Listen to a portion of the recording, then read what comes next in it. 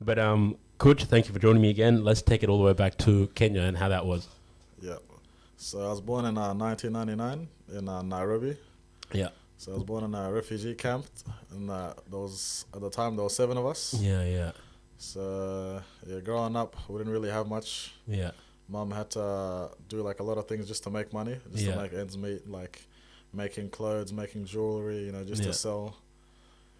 Did Yeah. Did you ever get the chance to be around when she was working? Did you help out, or were you probably doing the opposite? You're Yeah. probably making it harder. Yes. I was probably making a hard running a monkey. Yeah. No, but that's cool. Yeah. So she was doing making jewelry and stuff like that. Yeah. What else was she doing? Was there any other jobs that you remember? Not that I can remember. I just remember her just like making and selling a lot of stuff. Yeah, yeah. That's cool. Yeah. And how was it growing up in the refugee camp? Because I never went to Kenya. Yeah, so it was tough. There's like a lot of people there, Yeah, yeah, and it wasn't the safest place to be Kenya, yeah. but it was better than being back in South Sudan Why wasn't it the safest place? because there's still sort of like a lot of racism there. And the Kenyans were racist to South Sudanese. Yeah, So Yeah. in the camps, there were just Sudanese people. I was just everyone. The Sudanese people, the Somalian people. Yeah. It was just from all over. Yeah, yeah, yeah. Yeah, So, what do you remember? Do you remember anything, memorable that was fun that you can remember growing up there? yeah, I know that kind of yeah, sound like a stupid question, but yeah. as a kid, something would have been, Yeah. Nah, I do remember, what do you call it? Once just going out by myself, and then just trying to go visit all my cousins. Yeah, yeah, And then, I remember getting lost and then going to like the wrong house. yeah, And yeah, then there was a big German Shepherd there. yeah, yeah, Yeah, and then I was just, at that moment, I'm like, man, it's just the end for me, yeah, yeah, yeah. Yeah. It's so funny because getting lost. I think every kid experienced getting lost. Yeah. Unfortunately, well, it's not unfortunate. I'm here, but I got lost in Egypt at the age of 4. Yeah. And that was a very, very scary place. I remember I got lost for 4 hours. Yeah. And because we're in the city now, but it was the equivalent of running from here to, I think, past St Kilda Wow. at the age of 4 years old. And that took 4 hours. Yeah. But yeah, I ran just completely crying in tears. So I was very lucky that I got found. Yeah. But that was my traumatic experience that I remember from Egypt. To this day, I remember it. Yeah. You can't So forget stuff I like can't, that. you Yeah. definitely not. I cannot forget that. But I'm very, very blessed and lucky that I'm here. That's my driving force to, start projects like this and to do things like this because I'm like, man, I could have still been in Egypt or I could have, been killed somehow. Yeah. So to be here and to talk about that experience of getting lost is a blessing, I think. Yeah. So for you, I'm glad that you were found as well and you're here now. Where did so you went from Kenya Yeah. and then you came straight here? Straight to Australia. Yeah, yeah. Yeah. And how was it when you got here? So it was good. It was different, like different environment, different country, Yeah, yeah, like from being around mostly Africans to being around just yeah, more white people. Yeah, Like, it yeah. was very different. I wasn't used to it. yeah, yeah, Yeah. yeah. And you also had a big family as well. You were Yeah. one of 7? One of 7 at the time. Yeah, yeah. Which is good. That would have been really good. How was that connection with your family? That would have been a lot helpful It was when you good. moved here. Yeah, it was helpful because a lot of us had one house and we're all like very close. Yeah, yeah, Yeah, especially me and my older sisters were very close when I was younger. Like Yeah. they would teach me stuff like how to read, how to write, how to speak English. Yeah. Yeah. What's the best advice you've heard from any of your siblings? From any of my siblings, I'd say maybe my older brother. Yeah, come closer to the mic.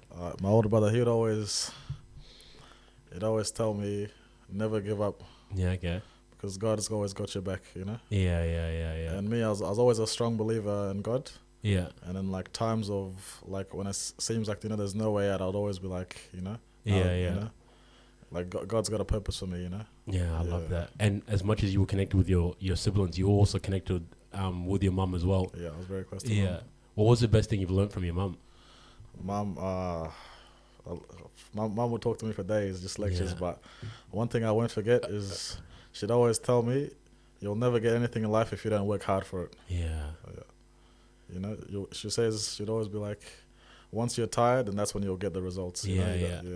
Man, because we, had another conversation with the first guest, and she just broke down exactly, our mum's mentality and like, just why they are the way they are now. Yeah.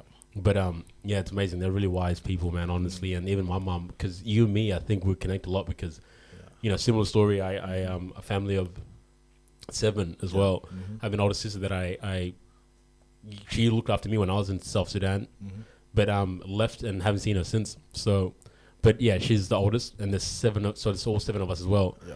And I'm raised by my mum, and yeah, she gave me a lot of wise words as well.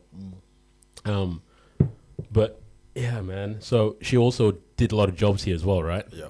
Yeah. She worked a lot of different jobs. Yeah. So how was that? Yeah, it was a bit hard because like we'd have to move all around a lot.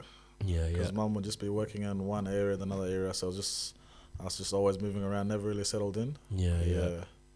And how was that for you, having to go back and forth, especially if you were to be in schools and meeting people and then becoming friends, and a year later you have to move? How was that for you? Yeah, I remember I used to always get really sad when we'd move houses. Yeah.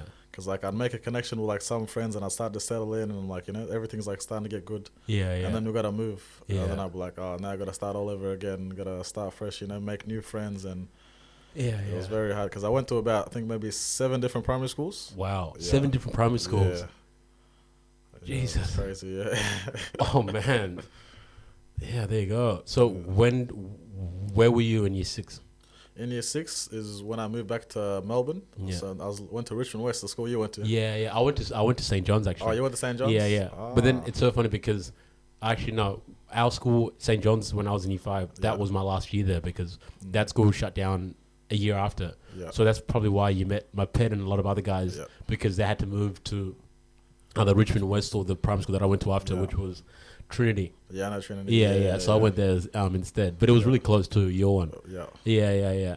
And then from Richmond West, where did you go after? You would have been in high school. What high school did you go to? So I went to Hawthorne Secondary College. Yeah. A school a lot of the other Sudanese boys from the neighborhood went to. Yeah. How was that school? Yeah, it was good. It was very multicultural, which I liked. That's good. Yeah, and I enjoyed that school a lot. Made a lot of friends.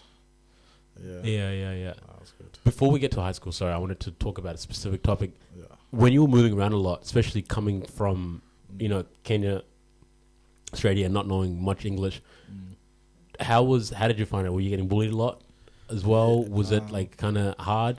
Yeah, I did find it hard at times, especially in my younger years. Yeah. Like I would get picked on a lot for being like the I'd always be the black kid in the class. Yeah. So because you went to a lot of predominantly white schools. Yeah. So it'd always be like 4 or 5 white kids just like at recess or lunch just be making fun of me, calling me names and stuff like that. Yeah. And fuck. And then that would have changed obviously when you went to high school. when I went to high school, it changed. Yeah. So what changed? It was multicultural, which was good. What else do you reckon changed? Do you reckon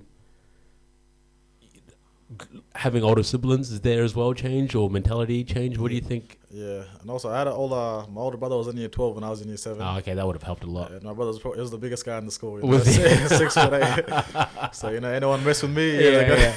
So you were cool for a whole year. Yeah,